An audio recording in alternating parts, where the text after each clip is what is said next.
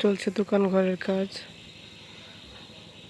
আর সব মিলে হয়তো 1-8 সপ্তাহ লাগতে পারে।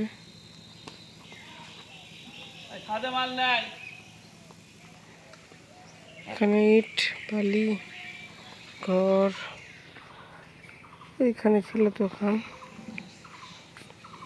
এখানে হচ্ছে মশলা মাখানোর কাজ।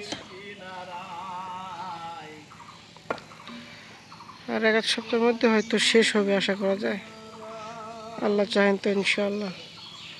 আমাদের নতুন দোকানের নতুন ঠিকানা।